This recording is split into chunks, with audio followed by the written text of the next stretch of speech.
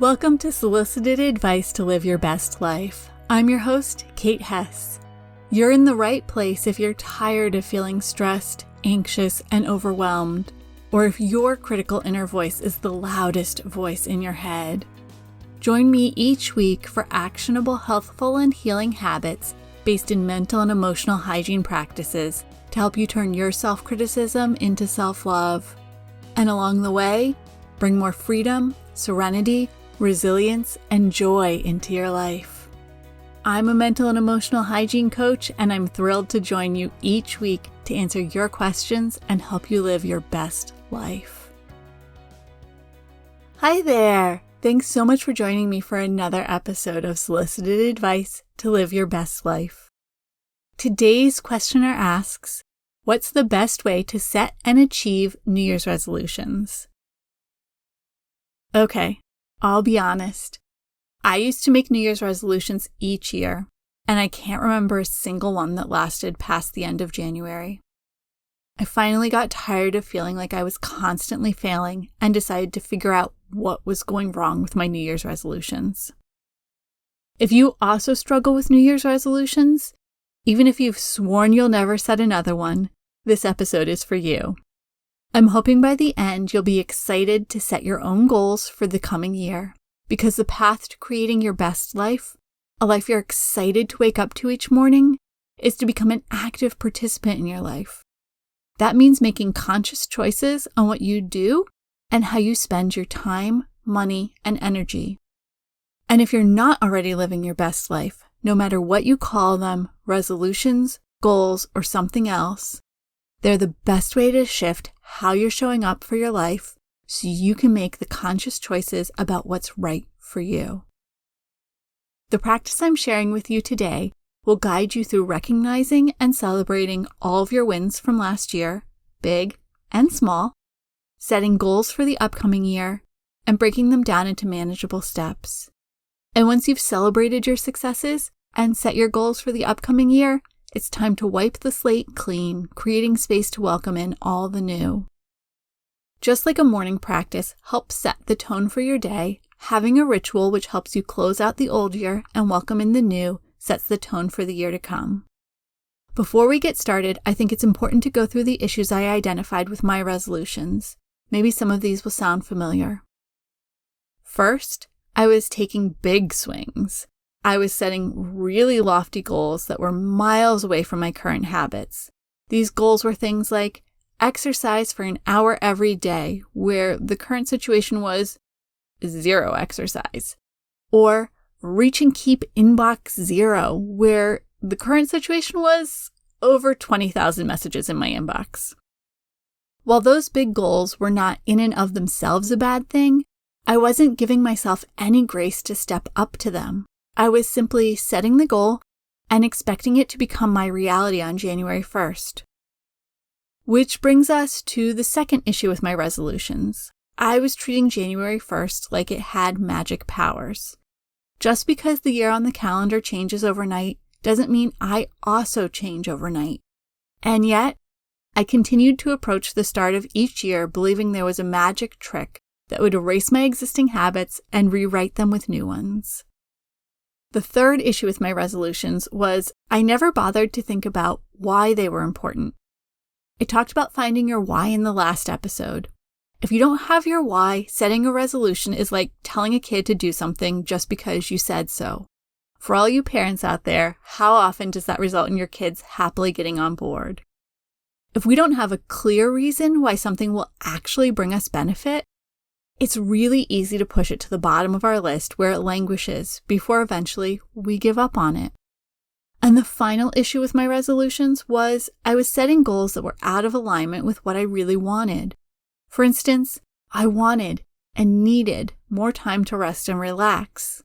And yet, I'd set a resolution of getting 10,000 steps a day. Not only did that resolution conflict with what was truly important to me, it also required energy I didn't have to give. I talked a lot about goal setting in the last episode of the podcast. If you haven't already listened to it, it's a great partner to this episode. Okay, so now that we've talked about some of the places where we face challenges with New Year's resolutions, let's talk about how to make them work. First, January 1st doesn't possess any magic. You can set goals and resolutions as easily on December 31st as you can on June 30th. In fact, I would argue that it's often easier to set resolutions at any other time of year because you're not distracted and or burnt out from all the holiday celebrating. Traditionally, I review the year past and set my goals for the year to come in April as part of my birthday retreat. No matter when you're listening to this episode, it's always a great time to take stock of where you are and set your goals to move you forward. I know we've been talking all about resolutions and goals, but before we get into setting them, let's take a little time to figure out where you are right now. Think about it like one of those maps at the mall. If someone's peeled the "You Are Here" star off, it isn't really helpful, is it? If you don't know you're on level 2 near the Aunt Annie's pretzels, how will you even know what direction to start off in to reach the store you're headed for? Now would be a great time to download the worksheet for this episode. You can get it at nourishnestbreathe.com/P3. That's P as in podcast and the number 3. You'll probably also want to grab a journal and a few pieces of paper as well as something to write with. If you keep a paper calendar or journal, gather that up too. One last note before you start. Make sure you've got a bit of time to set aside for this process. This exercise could take several hours. Feel free to break it into chunks or work through it all at once.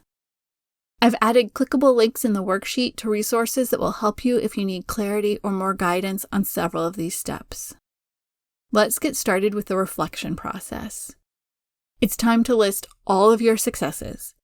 These are both the big things like getting a promotion or buying a new house, as well as the little wins like adding a few minutes of self-care into your routine, cooking healthy meals more than you eat out, or shredding the pile of paper that's built up next to your desk. This is a great place to turn to your journal or planner. I'm always amazed at how much I've accomplished, but don't always remember. Just like we don't always realize how long our hair has gotten until we see a photo of ourselves from several months ago, similarly, we're changing a little each day, and we don't realize how much we've done until we reflect back on something we've recorded in some way in the past. If you don't already have a journaling habit, check out my 1-minute multi-year journal. While it only takes 60 seconds each day, this becomes a personal time capsule, letting you reflect back on your successes and notice patterns that you'd like to change or bring awareness to. I'll add a link in the show notes below so you can learn more about this journal. Once you've created a list of your successes, it's time to celebrate them. This is an incredibly important part of the process. When you focus positive energy on all you've accomplished, it sets up the reward center of the brain to start looking for other wins to add to the list of things to celebrate. And that makes taking steps toward future goals a lot easier. The key here is to pick something that feels authentically celebratory to you. If you get takeout 5 nights a week, that probably isn't going to feel like a special celebration. But if you rarely go out to eat, having a special meal with someone you love at your favorite restaurant might feel like a really special event. How would you celebrate your birthday, an anniversary, or other milestone accomplishment? Those are good guidelines to help you start thinking about something that would feel authentically celebratory to you. Now it's time to get into goal setting. Review your list of successes. Is there anything missing from the list? Maybe it's all about work accomplishments, but you don't have much focused on your personal life. Or maybe you've been longing to write a book, but you don't have any wins related to the process on your list. If this feels overwhelming and you're not sure where to start, check out my Wheel of Life exercise. It's linked on your worksheet, and I'll add a link in the show notes. This process helps you identify the areas of your life that are important to you. Recognize where you're doing well and where you might have more room to grow, and then create goals to enhance those areas of your life to bring more balance, ease, and joy into your everyday. And again, refer back to episode 2 of the podcast for a deep dive into goal setting. Once you've set your goals, consider taking this process one step further. Review your goals and see if there's a theme or a word that runs through them. I love the idea of having one word as your touchstone that you can return to whenever you feel like you might be getting off track. My word for this past year has been spaciousness. The idea of having room to move and breathe, both literally and figuratively. Throughout the year, as I made choices and decisions about what to do and what not to do, I took a moment to decide if it helped me move closer to the idea of spaciousness in all aspects of my life. Once you've created your general goals, at this point you can call them resolutions if you want, and perhaps identified a touchstone word. It's time to break them down into little steps. There's a worksheet that goes along with episode 2 of this podcast that will help you work through each goal and break it down into steps that set you up for success. I'll add a link to that worksheet in the show notes, and you can find it at nourishednestbreathe.com/P2. That's P as in podcast and the number 2. Once you've created the steps to reach your goals, assign some dates to them and add them to your calendar. Remember to gift yourself with some grace in assigning these dates, and keep in mind that life happens and things come up. I love the idea of setting 3 dates. A reasonable date, even if things come up, you'll probably be able to accomplish it by that date. A better date, if everything goes according to plan, you can probably get it done by this date. This might be your ideal date. And a stretch date, wow, I can't believe I did it that quickly date. When it comes to forming new habits, remember repetition is key. Studies suggest somewhere between 3 weeks and 2 months of consistent practice before a habit is really locked in. Additionally, not only do you want to break your goals down into little steps, but you also want to ensure you're not trying to implement too many goals at once. While you might set several resolutions, consider working toward them consecutively instead of concurrently. Finally, you'll want to clear some space. In the worksheet for this episode, I offer 3 different techniques for clearing space: physically, mentally, and energetically. Depending on your goals and what resonates with you, pick the technique or techniques that you feel drawn to. While this might feel like it's a little woo-woo, I really encourage you not to skip this step. Think about it like your closet.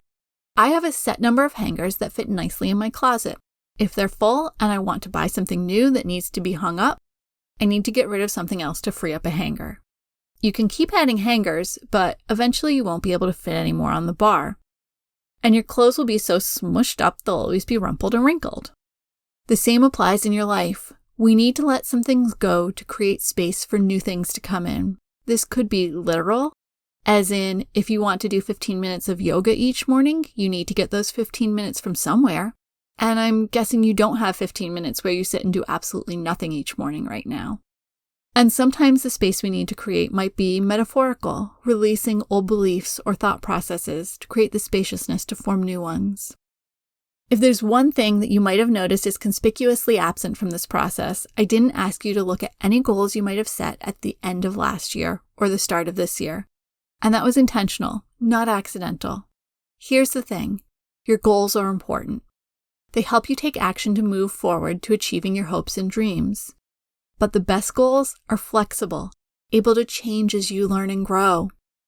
Each year, I start with a number of goals that seem important and aligned with my unique priorities when I set them. However, as I learn, grow, and evolve, my path may turn in a different direction, and some of those goals may no longer be on my route. In releasing them, I'm able to create room for new goals that feel more important and pertinent to be added to my plate. This applies to the theme for your year as well. I frequently find my theme evolves as my goals do. Perhaps to fine-tune the word, or maybe to shift it to something different. Being able to acknowledge and release things that are no longer part of our journey is so valuable. Forcing yourself to finish something simply because you started it, without regard for the value it may or may not actually have in your life now, is a great way to set yourself up for burnout. So as you conduct your year-end practice, give yourself grace on goals from last year that you didn't achieve. Don't automatically add them to your list of goals for this year. Check in and see if that goal is still a part of your journey, or if you took a turn at some point and left that goal down a different path.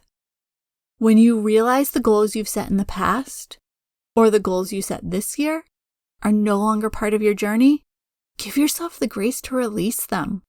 cross them off your to-do list, and replace them with something that's more aligned with your new direction. Ready to get started? When I conduct this process, I do it over a period of a few days. It takes not only time, but also mental and emotional energy to work through each of these steps. Make sure to give yourself the grace of completing this process at your own pace. Remember, there is no magic in the changing of the calendar. And if you finish your year-end celebration and review on January 1st, February 1st, or June 13th, the most important thing is you took the time to pick the right goals for you and create a process that sets you up for success in reaching them. If you find yourself struggling on one or more of these steps, I'd love to help. You can schedule a no-cost discovery session with me using the link in the show notes. This 1-hour session will give us the time to begin to explore the tools, techniques, and resources that will be of most benefit to you and jumpstart your journey to building your best life. I'd love to hear about your year-end review. Send me an email at kate@nourishnestbreathe.com and let me know what you're celebrating and the goals you're setting for this coming year. Knowing what you're working on gives me the insight to provide resources to help you reach those goals. Thank you so much for joining me today for this episode. Please hit subscribe wherever you receive podcasts. If you've got a question that you'd love to hear addressed on a future episode, please submit it using the form on my website at nourishnestbreathe.com/podcast. I'll include that link in the show notes. You can also get this week's worksheet at nourishnestbreathe.com/P3. That's P as in podcast and the number 3. And remember, living your best life isn't about changing your life. It's about changing the way you show up for your life. Thank you so much for joining me for this episode of Solicited Advice to Live Your Best Life. If you enjoyed this episode, please take a moment to leave a rating and review wherever you subscribe to your podcasts. Your rating and review makes it possible for other people just like you to discover this podcast. And don't forget to check out all of my free resources at nourishnestbreathe.com/resources. I'm sending you a great big hug. You've got this.